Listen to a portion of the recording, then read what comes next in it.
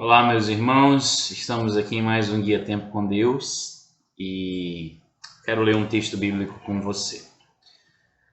Se encontra em Filipenses, capítulo 2, versículo 14. Façam tudo sem queixas nem discussões, para que venham a tornar-se puros e irrepreensíveis filhos de Deus inculpáveis, no meio de uma geração corrompida e depravada, na qual vocês brilham como estrelas no universo. Retendo firmemente a palavra da vida, assim no dia de Cristo eu me orgulharei de não ter corrido nem me esforçado inutilmente. A primeira coisa que eu quero te encorajar hoje falar para você que esse é um versículo que fez parte dos devocionais dos grupos pequenos da igreja nessa semana. Então eu quero te encorajar a se informar acerca dos grupos pequenos na igreja. Esses grupos têm sido instrumentos de Deus para nos animar, nos exortar, nos confortar e tudo aquilo que envolve uma comunhão em torno de Cristo como igreja. Bem, o que eu quero destacar desse versículo, que foi um dos versículos da nossa meditação essa semana como igreja, nos grupos pequenos? Eu quero destacar o seguinte, aqui diz: façam tudo sem queixas e nem discussões. Façam tudo sem queixas e nem discussões. Paulo está falando nos versículos anteriores acerca da salvação que o cristão deve desenvolver.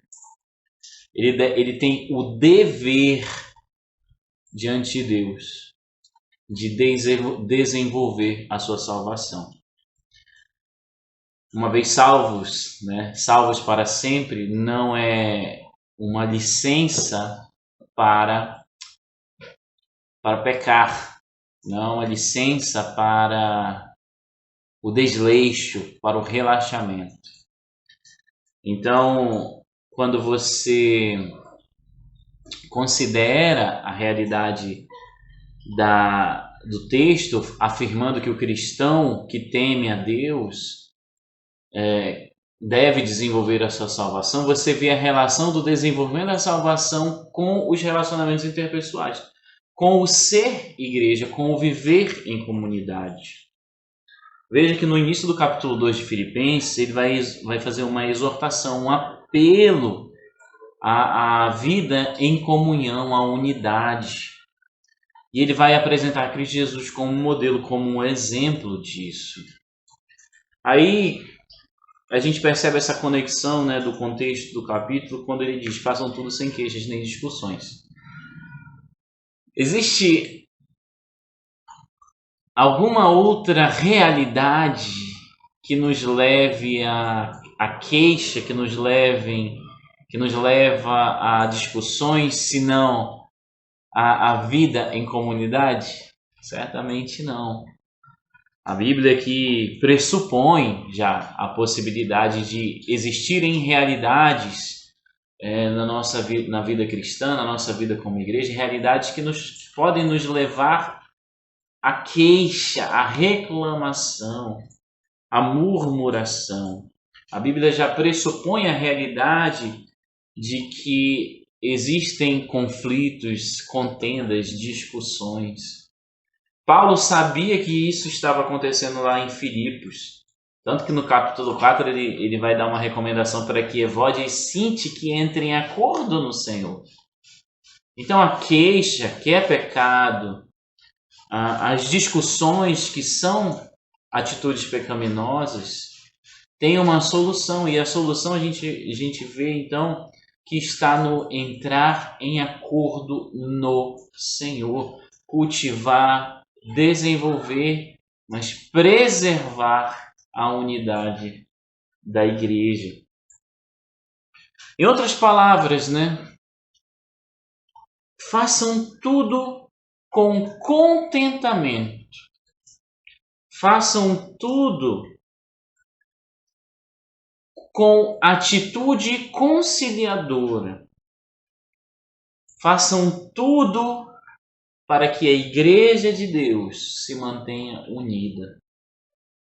O que significa, então, fazer tudo sem queixas? Na verdade, fazer tudo com uma atitude de contentamento significa, então, reconhecer que nós não vamos mudar determinadas realidades, reconhecer que nós não vamos mudar as pessoas ao nosso redor, reconhecer isso, admitir isso e olhar para isso não com uma blindagem, né, que vem da graça de Deus, olhar para isso de uma forma que isso não nos leve à murmuração e nem nos impeça de ser igreja, mas nos leve a uma atitude de abnegação, onde nós então, apesar das pessoas, apesar das circunstâncias, apesar da realidade, por mais certo que eu esteja, vou fazer tudo para ter uma consciência limpa diante de Deus, mas vou decidir ter alegria no Senhor diante daquilo que eu não posso mudar, sem ferir, obviamente, a minha consciência, sem queixas, sem criar divisões, sem criar contendas, sem causar problemas. Eu não estou dizendo aqui que nós devemos aceitar tudo calado. Eu não estou dizendo aqui que nós não devemos batalhar pela verdade. Eu não estou dizendo aqui que nós devemos ser omissos. Mas eu estou dizendo aqui que nós devemos exercitar o nosso coração de tal forma que nós sejamos resilientes, que nós sejamos flexíveis, que nós tenhamos jogo de cintura. Confiando na condução do Senhor, confiando que até mesmo as realidades que nós não podemos mudar estão debaixo do controle do Senhor. Então, confiar e fazer de tudo para que o povo de Deus permaneça unido. Há uma razão para isso. Por quê? Porque a igreja unida, a igreja que sabe, a igreja que tem razões para se queixar, a comunidade que tem razões para se queixar, a comunidade que tem circunstâncias que podem levar ao conflito, a discussões, é uma igreja, então, que está testemunhando do Senhor Jesus Cristo, está testemunhando como comunidade a harmonia e a unidade que há em Deus Pai, Deus Filho e Deus Espírito. Diante de um mundo cheio de contenda, onde você precisa gritar, onde você precisa dominar, onde você precisa mostrar força, a igreja então aparece como um modelo de harmonia, onde homens e mulheres pecadores, com suas opiniões, com as suas ações, vivem em comunidade e abrem mão de tudo por um bem maior, que é a glória de Deus, revelada na unidade da igreja, como um testemunho do seu caráter harmônico, seu caráter trinitário e mais harmônico. E assim nós vamos ser como homens e mulheres irrepreensíveis, inculpáveis, vamos brilhar como estrelas, vamos refletir o caráter de Deus. Não significa que não vamos ter problemas, mas significa que nós vamos aprender em Cristo Jesus a solucioná-los. Há algo maior, mais importante, Deus, a sua glória. A igreja é maior do que nós, é maior do que qualquer problema ou qualquer circunstância que tente minar. E Satanás, ele alcança vantagem nessas realidades porque ele sabe que uma igreja dividida é uma igreja cuja influência está afetada, é uma igreja fadada a fracassar no cumprimento da sua missão. Missão dada por Deus através de Cristo Jesus. Que Deus te ajude, que Deus me ajude, que Ele tenha misericórdia de nós, de tal forma que, temendo a Ele, desenvolvamos a nossa salvação, tenhamos um coração humilde, um coração contente, um coração pacífico e conciliador, de tal forma que nós sejamos não a razão dos problemas, a razão dos conflitos, senão os agentes de Deus, como foram postos ali no capítulo 4, pastores e irmãos para apoiarem a reconciliação de Evódia e Sinti, que nós sejamos esse tipo de pessoa, que nós tenhamos esse tipo de atitude.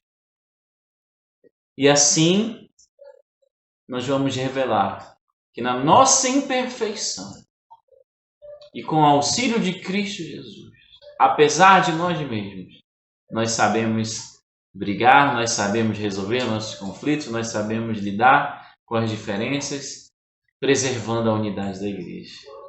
Que Deus tenha misericórdia de nós e nos abençoe.